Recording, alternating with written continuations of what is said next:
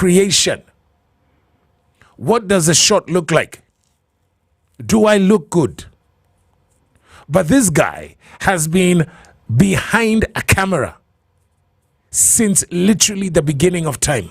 This is a gentleman who, as far as I'm concerned, growing up in this industry, there were the Muhammad Amins of this world, God rest his soul in eternal peace. Amen. And then the rest were Odieros. Odieros means white people, which means Caucasians. And then this guy, who's literally the extreme opposite, comes in and he has basically revolutionized and colored the industry as far as I'm concerned. I call him King Midas. We call each other Chocolate Thunder. In studio, the man with a Midas touch, Emmanuel Jambo. Welcome to Transformational Thursday, brother. Thank you, brother. So, listen, EJ. So, for first of all, you need to ask Emmanuel questions. You can do that either by dialing the number 0719-01260 or getting onto SpiceFM KE. Alafu uliza maswali hapo. What are your handles there, bro? Emmanuel Jambo at Jambo Concept. So it's Emmanuel Jambo and Jambo Concept, right? Yeah. And all the platforms, there, bro. And the number I could give for M-Pesa. Imagine. Listen, so Emmanuel Jambo, from South Sudan to Nairobi, Kenya. Tell us that journey, man. Where do we start? Let's start at the beginning. Who is EJ, man? That's a long journey. It wasn't direct. Right.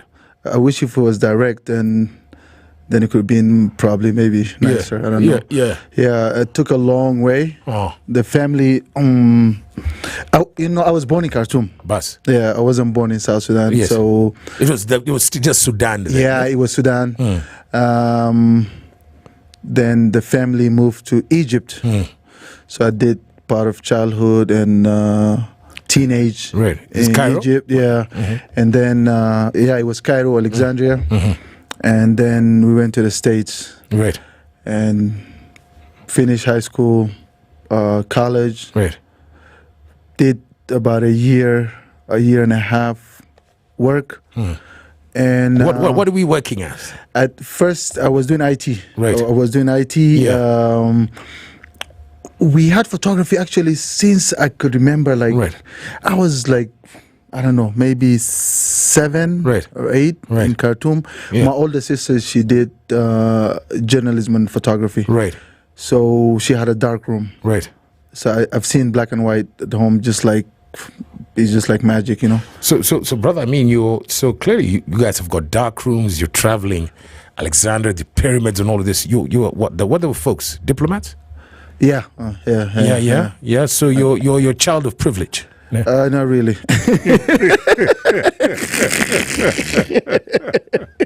Maybe my dad was a part-time diplomat. I don't know. All right. So I will say, I don't know. Alhamdulillah, it was good. It was good upbringing. Lot of sport, lot of we did since even Khartoum. We did private school, all of that. Right. And then we ended up in the States. Of course, now the States is a different ball game. We went to public school, which is So I as I started my first job. Yeah. And after a year in my job, as one day, I think I was in downtown Atlanta. We went to get a portrait done, and then apparently I was told that the guy who was running the studio was Korean American. Yeah. Apparently I gave him a lesson without knowing. I was just talking to him, and I'm like, I think this would be better. This would be good. Yes. And I was told I schooled him. Yes. So, and that was my birthday actually. It was a portrait for my birthday. So I decided to go treat myself and buy myself a camera. Right. There is a famous chain of shops used to be called Wolf's Camera. Yes. For those guys who probably born in the States, or like maybe were not born before 2007. Yes. There was something 2006. There was something called Wolf camera. Right. I picked up a film camera. It was on sale. It was equivalent to the original.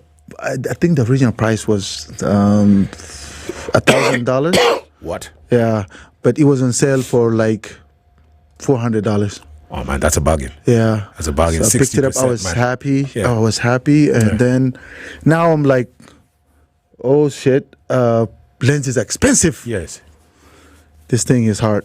Yes. I'm like, I went online. There's something called Craigslist.com. Yes. I don't know if it's still around in the States or not, but I was looking for used cameras and for used lenses. Yes. So I found this guy in the south side of Atlanta. Yeah. And he's like, oh yeah, come, I have lenses, camera. Yeah. I went, and the stuff that I wanted, it was all sold. Yes. I came late. Black men always showing up late. Yes. So some white people came and picked up stuff. I was so angry. So he looked at me, he's like, son, which school did you go to? Yes. So I said, Harold Washington. Yeah. Harold Washington is the first black mayor in Chicago. Right. So there's a school named after him. Yes.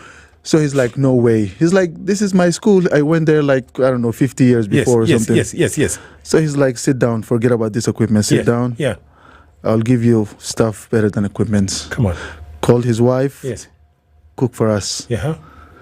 And then he's just like, even we start talking about photography. Yes. And he found some old lenses somewhere. He's like, this is for you. Don't even buy it. This is for you. Right. Just go shoot. Come back. Come on. This guy used to work for Martin Luther King. Actually, even at some point, he was shooting MLK. Yes. So so we vibed. Sadly, he was retiring. He was a bit old, and then he had cancer, so he was moving to California. Yeah. So I got maybe like a couple of months of good mentorship, knowledge. Yes. Yeah, knowledge and mentorship. Yeah.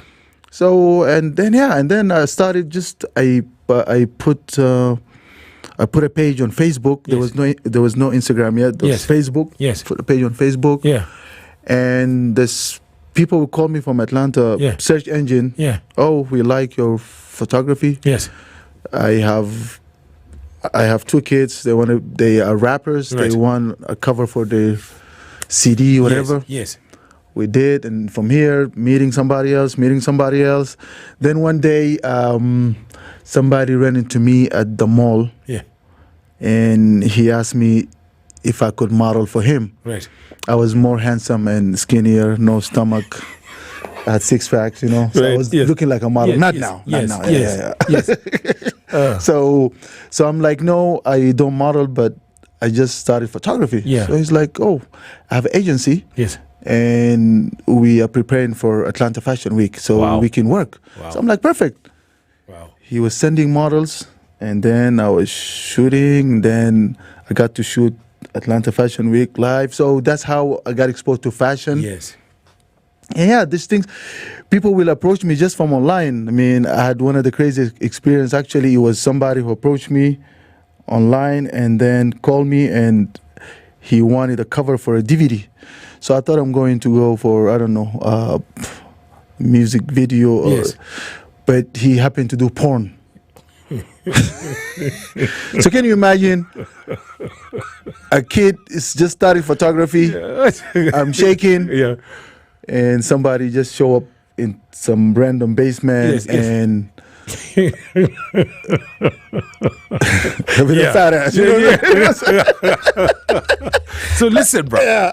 And so your elder sister is journalism, photography. She's got a dark room at home. Yeah. You're playing around with the equipment between the age of 4 and 8. Yeah. We then go to the States, and you're working in IT, man. Yeah, working in IT. But then one day you want to treat yourself. You say, "Let me go buy myself a camera." Yep. It's on sale for 60% discount. 65%. Yep. 65%. We're not a business. And then it's going out of business. The Korean chap, you wind up schooling the guy. And then to get the lenses, you go to this older gentleman online, Craigslist. Yeah. And the equipment you want to buy, because obviously you're a black man, you get there late. The Wazungus have already bought the stuff. Yeah, they already bought the stuff. But he sits you down and he offers you better equipment. Yep. Better knowledge. He mentors you because you guys happen to go to the same high school. Obviously, he went there 50 years before you did. Same college, Same college, sorry. Yeah. Boss, do you see, is there an element of luck in this journey? You know what, Edward? I don't know if I call it luck, but sometimes the universe I like that align. I like that one. Yeah. The universe sometimes align. Yes. Like, how could you walk into a place and then this person went to the same school? Yes. Both of us living in Atlanta, and this college is in Chicago. It's like 3 hours flight. You know. Yes. And then he ended up giving me one of the best things that I would have asked for. Yeah. And then you're there at the mall. Some guy, because Emmanuel's a bit tall. All right. You're 6'3". Yeah. You forgot the handsome. Dark and handsome. Tall, dark, handsome. Is Mildred there? Is Michelle there? Ask Michelle, is he handsome?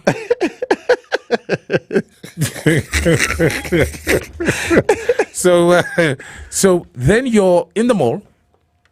This guy says, you finally meet this guy, but you say, I'm a photographer. He looks at you. He wants you to be a model for something. The next thing you know, you're the one who's basically, he has an agency. You're now responsible and you're shooting at Atlanta Fashion Week. Man, EJ. Then you wind up shooting a porn cover. Yep. All right. So I was like, I love this business. Nah, just kidding. Now, what year is this, brother? This was 2006. Okay. Then you decide to get on a jet plane. Then 2007, my sister, to end of 2007, July 2007, she's like, I haven't seen you in years. Yes. Like, she haven't seen me since I was in, I don't know, middle school or something. Right. And then she's like, come visit me. Yes. I'm like, I'm broke. Yes. Yes. And then she's like, okay, I'll send you a ticket. Yes. So she sent me a ticket. Yes. Okay, that's the same sister who was doing journalism. Yes. She became a lawyer. Yes. She went to law school. Yes. She went to law school in the UK somewhere. Yes. And she was working with the UN here in Kenya. Yes. So I came to visit her. Yeah. And I'm sitting in her living room. Yes.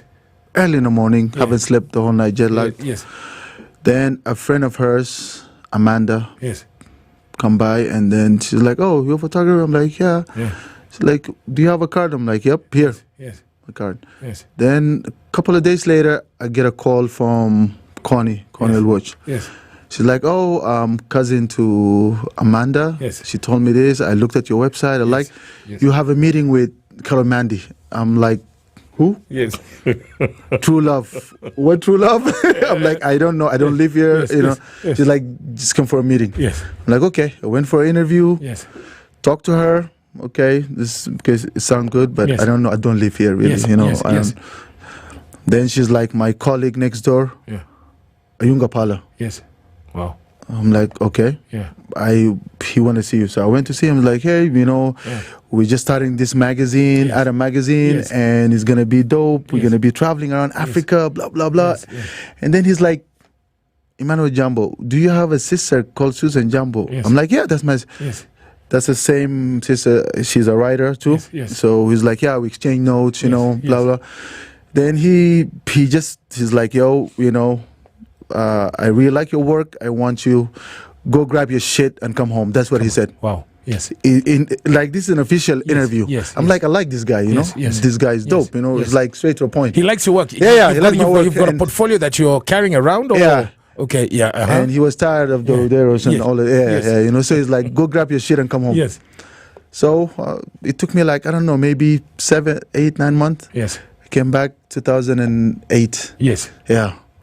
2008, July. Something. And then you're inside with inside now. Adam, and True all of that. Love, Yes. Twende, Drum. Yes. We worked all of these guys, Annabelle, Yes. Miles, Dixon. Yes. Biko, Jackson Biko. Yes, I spoke to all of these guys. Yeah. You know, we were having fun. I think that's when I met you through Dixon. Exactly. Those back in the days, you know. Yes. So this is. So you go back to Atlanta and you pack it all up. Pack it all up. Took it to my mom's place. Yes. I gave my car to my cousin. Gave my rug. Yes. Couple of. I probably had one sofa. Yes. And I gave it to my brother. I don't know something. and I left.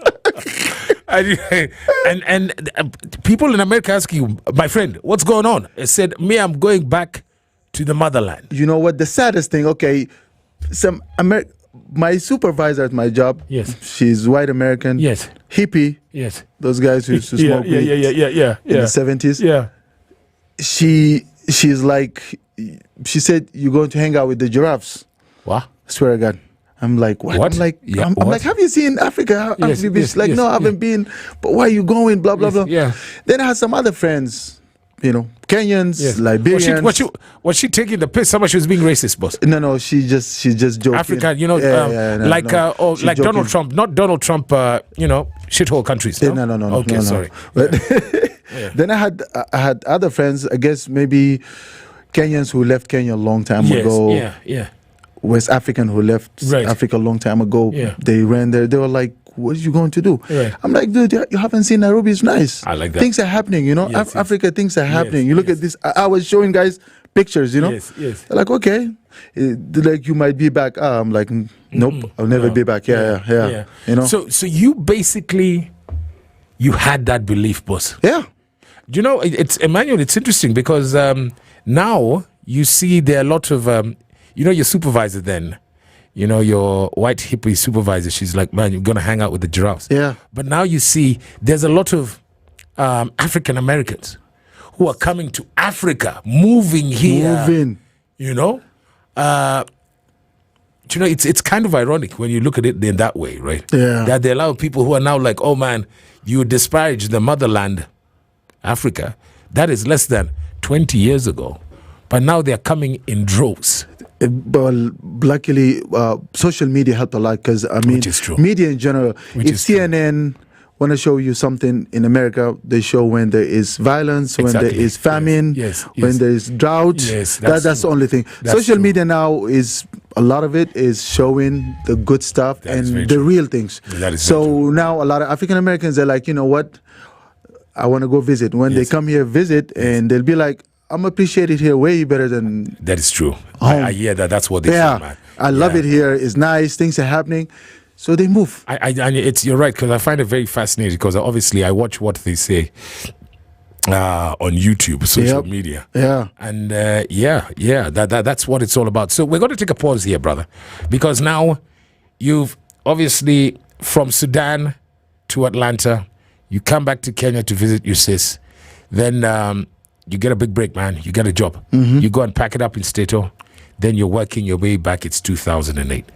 In this time, you know, you're in ATL, you're in Georgia.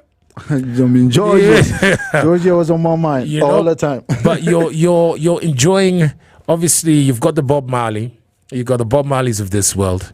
Redemption song, but that one we don't have, unfortunately. Oh, man. But we need that for our people. You know. Do you have, could you be loved? No reggae, bro. No reggae? No. Oh, you guys communists or something? Watcha. No, that is that we go down the street here to Maisha. But listen, so we have Sharia laws here. Yeah. That's funny. Sharia compliance. That's actually no funny. Whiskey, no reggae. I was gonna ask for something else, but definitely I wouldn't. If you know what I mean. Yep. Snoop Dogg. Listen, but you're listening to Pax and the B.I.G.s. So there's Notorious B.I.G. One More Chance. What does this song mean to you, though, brother? Just being a kid, having fun, you know, riding with friends in a car.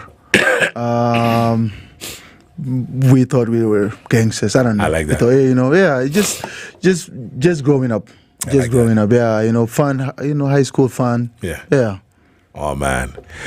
From Khartoum to Alexandria, Cairo, and then all the way to Atlanta, Georgia. ATL, baby. ATL.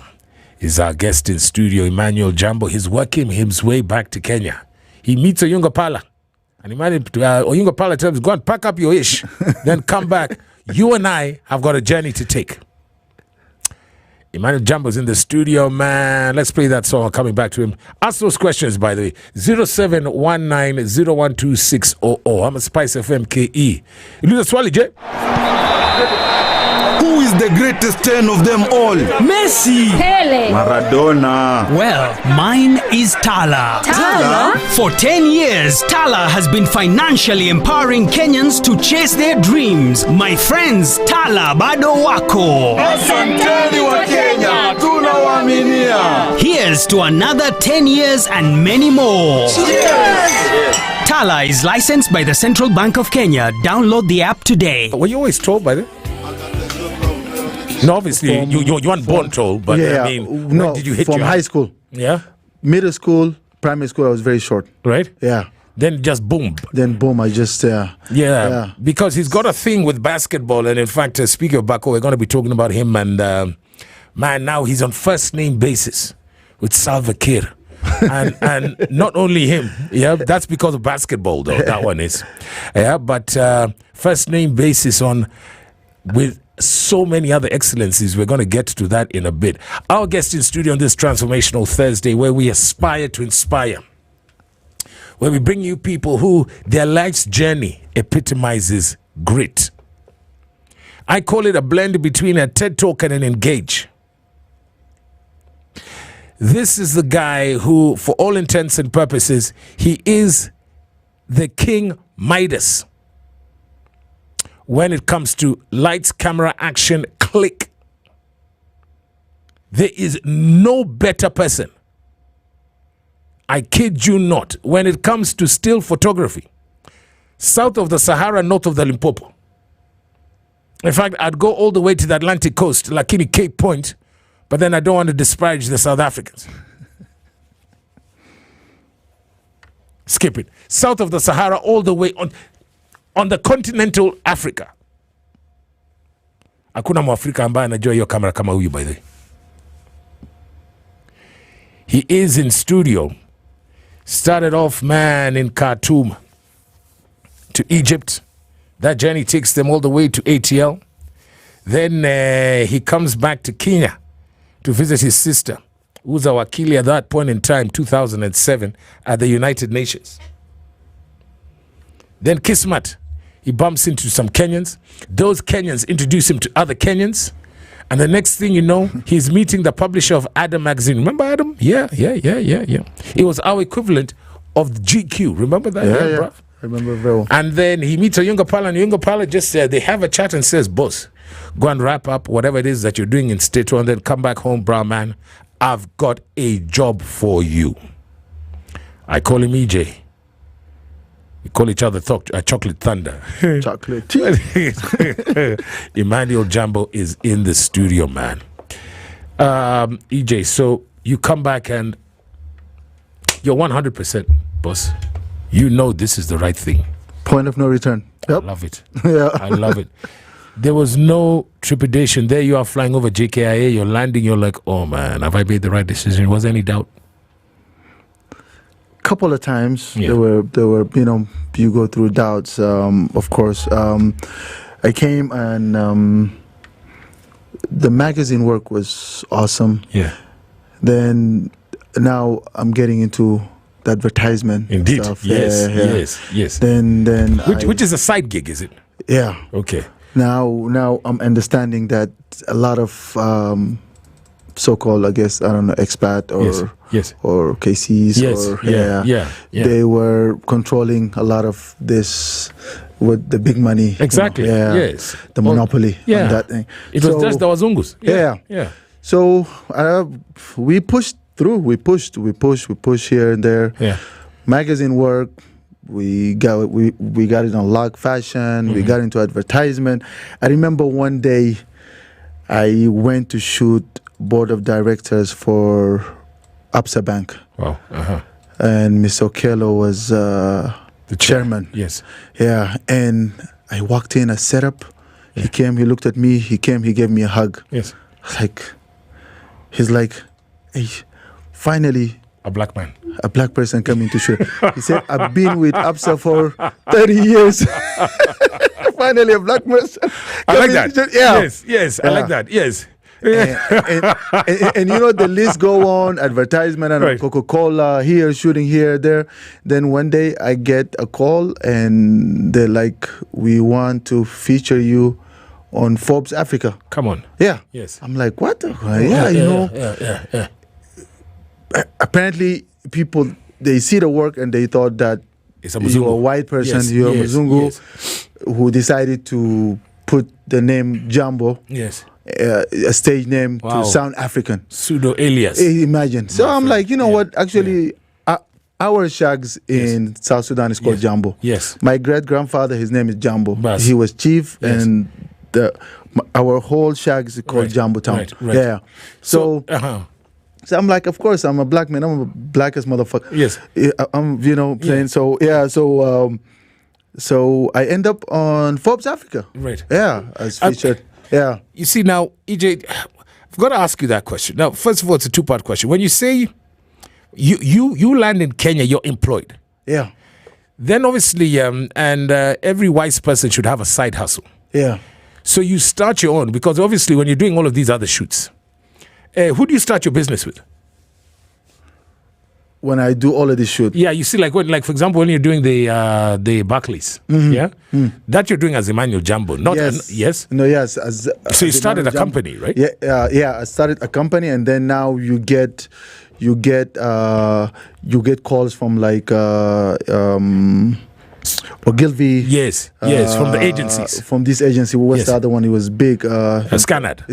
Yeah, all of these, big. No, so how did it start? Where were you sitting when you said, you know what, I like what I'm doing for my employer, but I need to start my own hustle?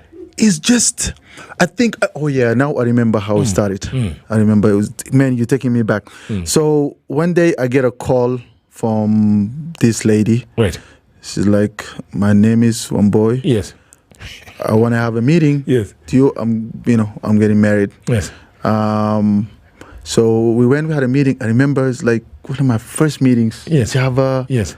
Adam Arcades. Yes. And we met. We clicked right away. And she's getting married. That was her first marriage. Yes. Yeah. Wow. How many times has she been married? I don't know what's but things happen. One boy now is married multiple times. No, come on. I'm sorry. Come on. She's my homie. I'm sorry. Congratulations to you, one boy. Yes. So she was a big help too, I would say. Yeah. So we met. I did her wedding, and then she went to show her boss. Her boss had an agency. Yes. She was working with Brainwave. So Rio and Allison Production. Yes. So they looked at the wedding photos. They're like, who is this guy? We want to meet him. So I go meet Allison. I go meet Rio. And that's how, I don't know, before you know it, the name from there, people calling me from Scanner. Other, but that's the first agency that I worked with outside. Oh, good one. Outside the magazine, yeah. Good one. And the connection was one boy, right? Camilo Calmo, Right. Yeah. And when do you register the company? He was 2000 and I'll say 9 or 8, 2009. Okay. Yeah. So let me ask you something, brother. That you see, like you go to do the Barclays board of directors, and before that, it's always, even us guys, in the industry, you're right. Every production is all Odieros, all Wazungus. Yep. What do you think? Because that is 2008, 2009 is still this millennium, my friend. Still. Yeah? What is it that was that's stopping? Because even now, still, there's not a lot of you, dude. What is it that the All Blacks are afraid of or cannot do? Okay, I'm going to ask you a direct question. Is it that we don't have talent? That was probably in the beginning. It's not that we didn't think we don't have talent, but I believe it was parents. Yeah, there was a generation that were told your son have to be a lawyer, a doctor, engineer, accountant, anything else, photography, filmmaker. Actually, that makes a lot of sense. So that was discouraging a lot of, I guess, us. That makes a lot of sense. The children of this father who came, who were just after independence and stuff, that's what they thought this is the way forward. So the opportunities were given to all the Jungus that they came from overseas, and then the accessibility to equipment, which is expensive. Yes, these guys, they will travel from outside the country. They will, they have family members. They would be like, okay, you want a camera? It's $3,000, $5,000 here. I like that, EJ, because that was that generation. But then now, it's a total seismic shift, brother. Because I remember one time I was called at a Rotary club at Nairobi. At Nairobi club. And they wanted me to give a talk. To be like, and I'm sitting with like retired ambassadors, retired CEOs and stuff. So they're like, you're the first, I guess, creative photographer to come sit with us and tell. Now we understand. Now we are ready to tell our children and grandchildren, like, you know what? With photography, you can have tea with the president. Thank you. You can have tea with the CEO of 500 Fortune magazine. You can have tea with anybody.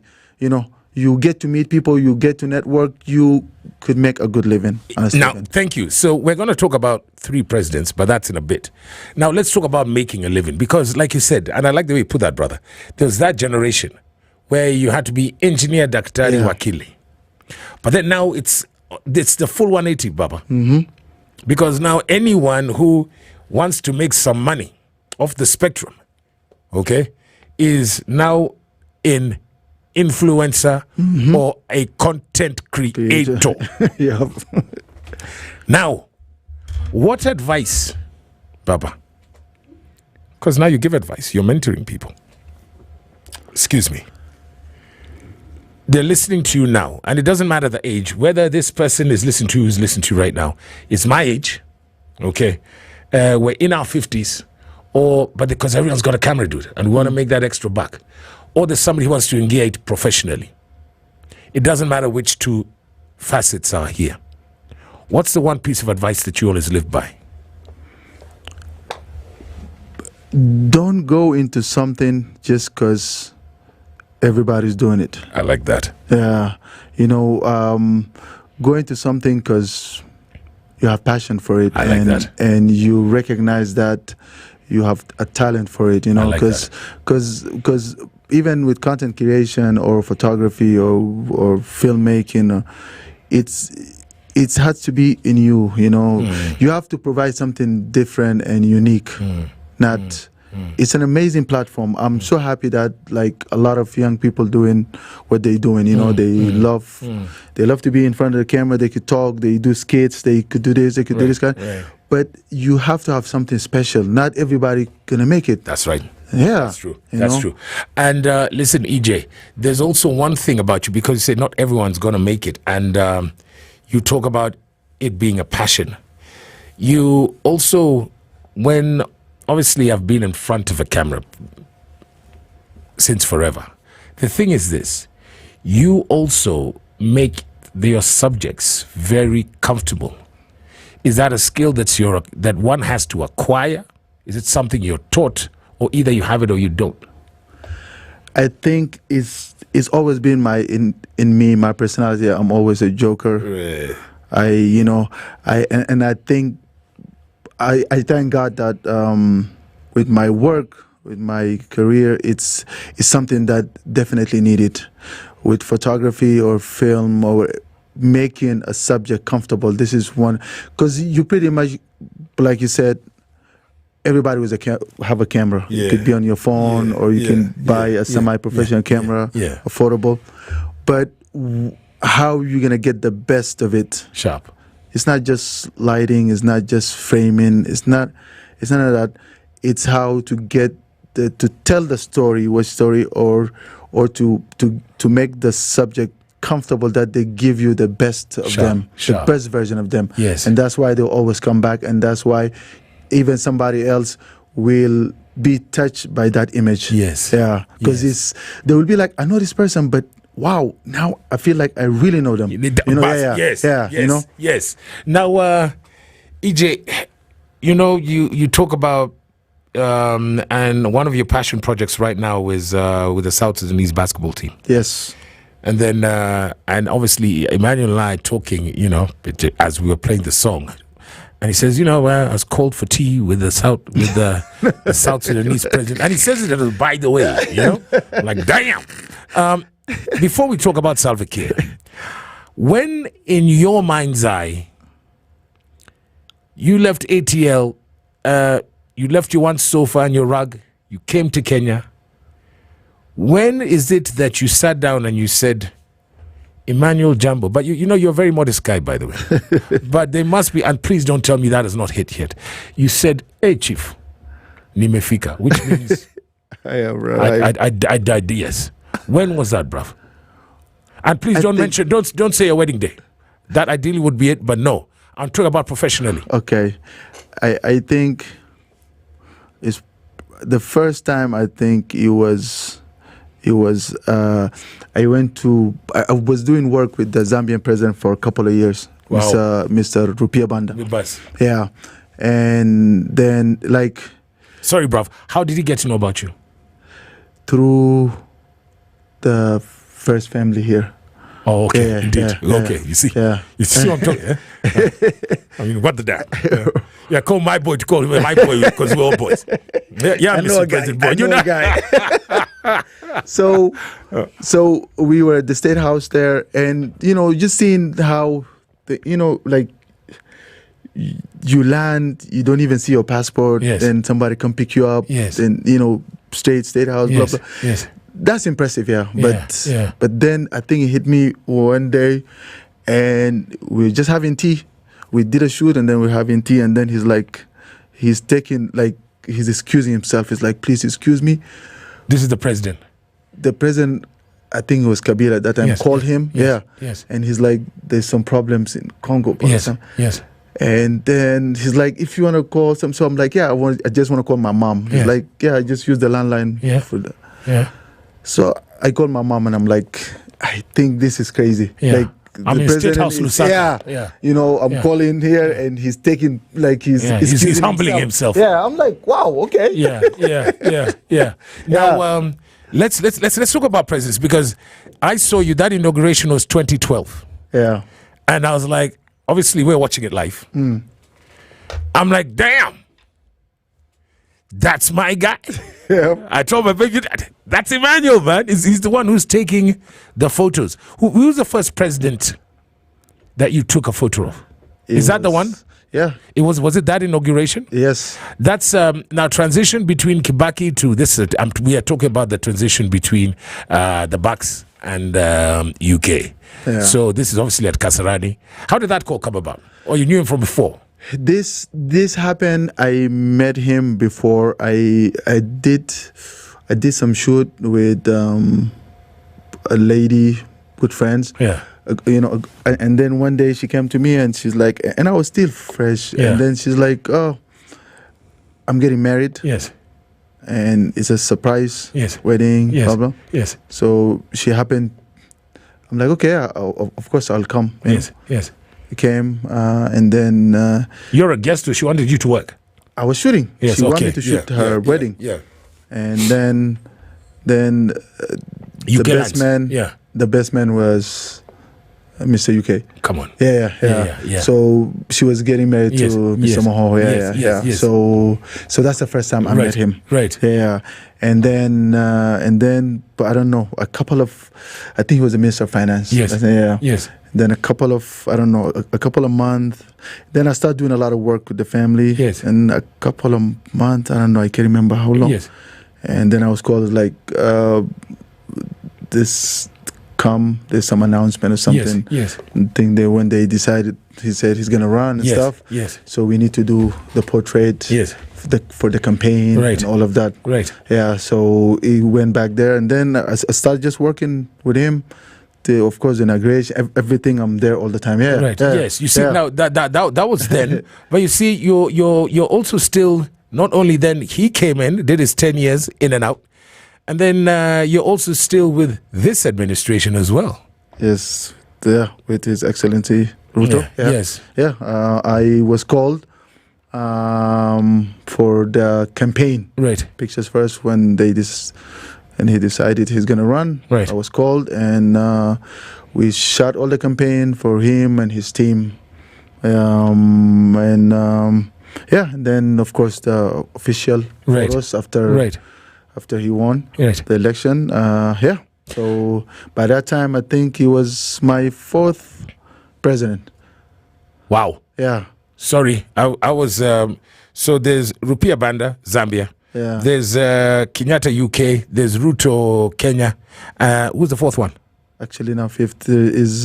Sorry, of course, yes. Because we want to talk about him. There's Salva Kiir. President Salva Kiir, yeah. And then Obama. Yeah. Yeah. What? Yeah. Oh, when he was here. Yeah. This was when he was president, or yeah, he was president. Yeah. Oh, hold up. I no, listen, stop the press. That was a very tight, close bubble. Yeah. And the Americans are very good of you know what, we have, even though we are coming to visit you in your country, when we are here, this country is ours. Yeah. How did you get inside that bubble, boss? I know a guy or a guy. Of course know me. you do. Yeah. Of course you do. Me. Yeah. Yeah. EJ, I've got to ask you, man. What keeps you humble, dude? Why not? Like, what is it that I do that somebody did it before or somebody gonna do it again? Like, we special at the same time we're not special, you know. I like that. Yeah, I like that. It's not gonna give me extra star. I like. So listen. So after knowing, hanging out, and I like the way he throws the names out there with the Obamas and the Bandas and the Kenyattas and the Rutos of this world. Obviously, you being affiliated with Salva Kiir is not a thing. I mean, it should not be a surprise. Yeah. To anyone who knows you, because now let's talk about a passion project. Yeah. Obviously, you're loyal. I like the fact that you're very patriotic.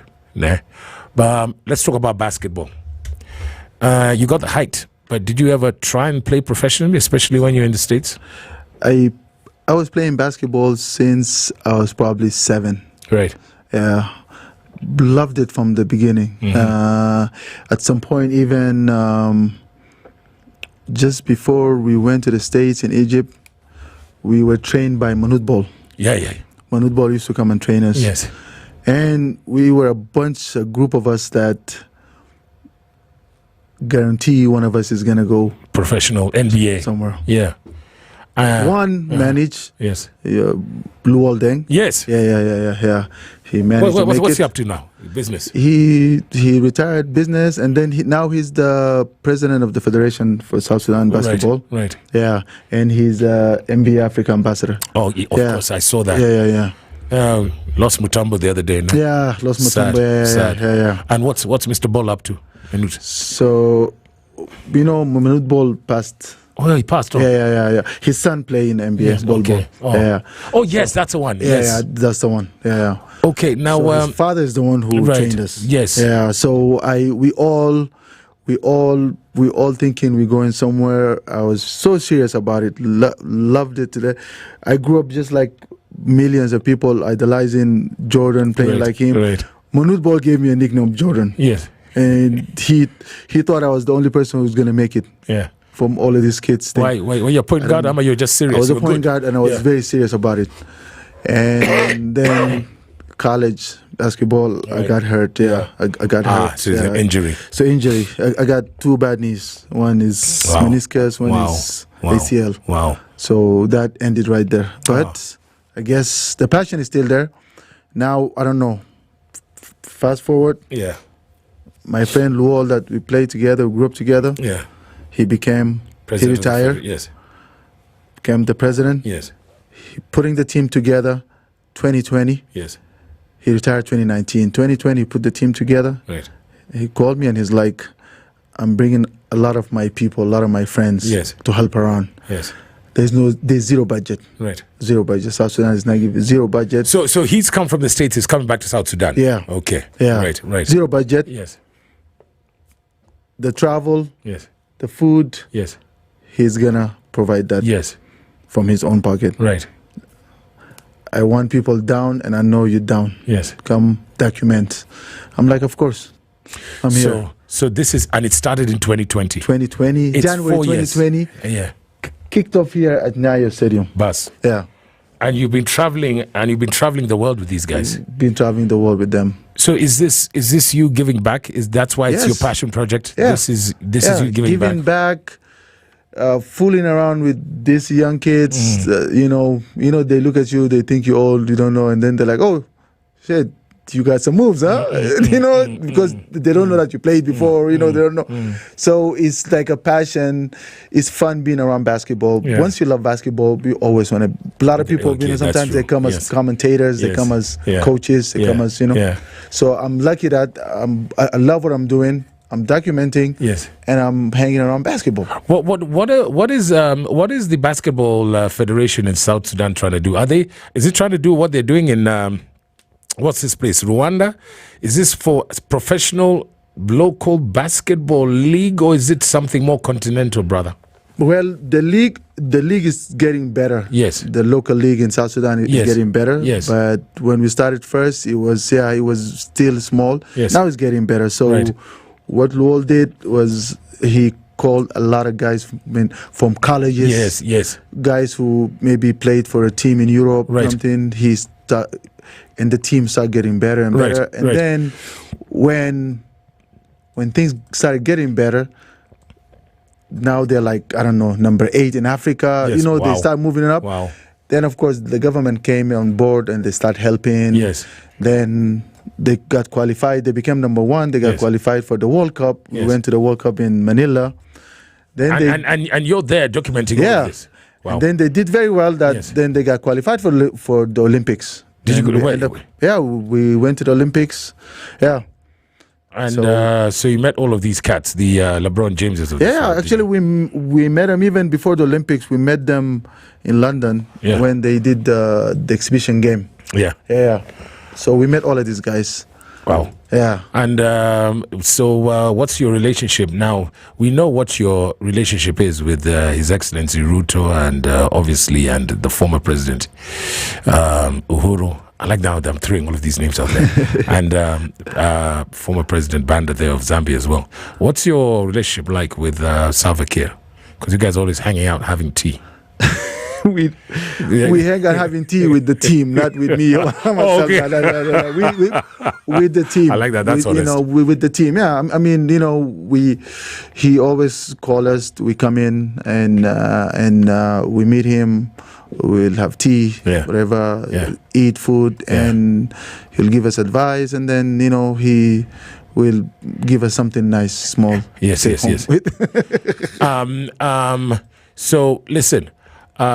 Obviously, when I came through, during COVID, when we were doing that photo shoot, now, you've got yourself this whole, and we've done twice, 2 shoots with you, both of them for work, brother. Yeah. I remember. And once you're in Kilimani, in an office building. Yeah. Yes.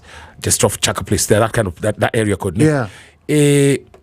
Where, and you've got, your studios were huge, professional. So where are you now? I'm on Riverside Drive. Of course you are. Of course you are. Listen, so look, we're going to get into the news and then our final moments with our guests in studio. Does it get better than that? EJ, Emmanuel Jambo, is in studio. We're going to talk to him after the news, which is on the way next. You are listening to The Spice Drive, only on 94.4 Spice FM, Nairobi. Sugar and spice.